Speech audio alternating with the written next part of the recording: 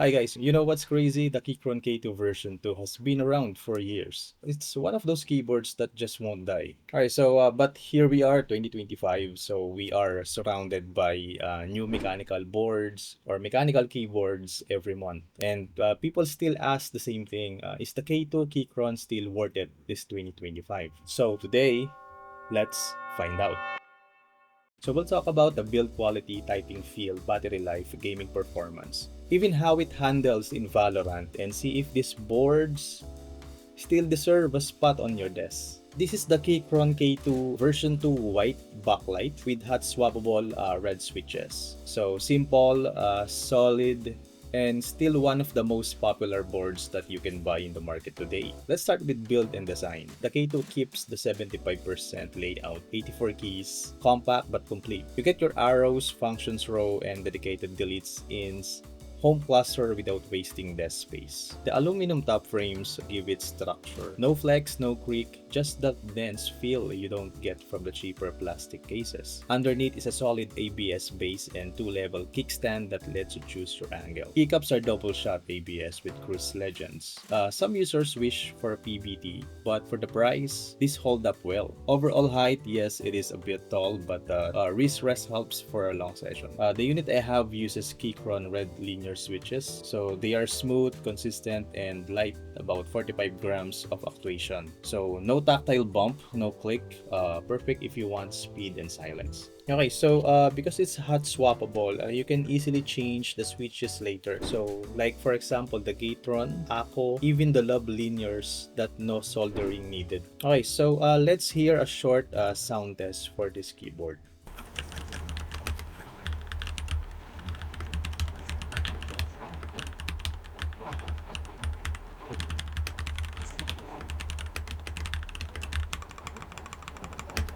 Pretty quiet, right? So it is not silent, but the sound is low and soft. So perfect for late night work or streaming setups. This version only comes with a white backlight, and honestly, I always prefer it. So no rainbow or any disco lights, just clean white glow that highlights every keycap evenly. So it also gives you that premium minimalist vibe. You can toggle between several patterns and brightness using these buttons up here, but steady white just looks elegant for me. The K2 V2 supports both wired and wireless via Bluetooth 5.1, and you can connect up to 3 devices and switch between them with a quick toggle. Okay, so inside a 4000 mAh battery, so one of the biggest in any compact keyboard. With backlight off, it can last for weeks. With lights on medium, maybe you can still get several days for that. Charging through USB-C takes just around 3 hours, which is very good. Okay, so enough for typing for now. So how about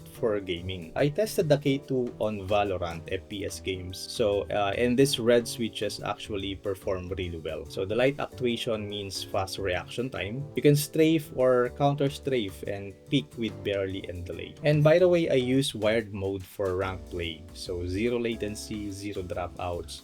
So if you're using Bluetooth, maybe expect a tiny delay, but still playable for a lot of casual games. And also the smaller 75% layout also gives more mouse room, which helps, in tight flicks. And after a few matches, muscle memory kick in fast. And honestly, I forgot I wasn't using a gaming keyboard. So after all this time, is the K2 still good in 2025? My short answer is yes, absolutely. And long answer is it depends on what you want. So if you are chasing per key for RGB or aluminum CNC cases, or probably a gasket mounts, there are newer models that do that. But if you just wanted a reliable, well-built keyboard that works perfectly every time you type or play, I think the K2 version 2 is still one of the most balanced options that you can get. It's a durable, hot swappable, wireless, and easy to mount. So you can replace any switches and change keycaps, even upgrade stabilizers, and it still looks clean on any desk. That's why this board survived the trend cycle. So because sometimes functions and simplicity age better than the hype. And if you compare it with the newer boards like the RK84 Pro or the Apple 507 5B, the K2 loses the RGB and the fancy foam. But it wins in portability, proven reliability, and also the solid battery life for this budget. And the Keychron also keeps supporting them the lineup, replacement parts, firmware, and also keycaps. That everything's that you can easily find in the market. And that's the rare for the boards at this price. So after years of use, after tons of new releases, the Keychron K2 V2 still holds up and still not trying to be trendy, but it's just trying to work, and it does. Very reliable keyboard in this year, this 2025. So if you want a compact board that feels premium, types beautifully, and still lets you compare in Valorant or any FPS games without missing a beat. And I think this is still an easier recommendation in 2025. And sure, there is a lot of fancier boards out there, but this one just has the dependable charm. And for the most people, and that's always matters. Again, I'm Raf from the PCMO, and this has been a hands-on look at the Keychron K2 version 2 white backlight red switch. Still one of the most best keyboards even after all these years. So if you're planning to buy this keyboard, then I will link where you can buy in the description below. So thank you again for watching, and see you on the next review.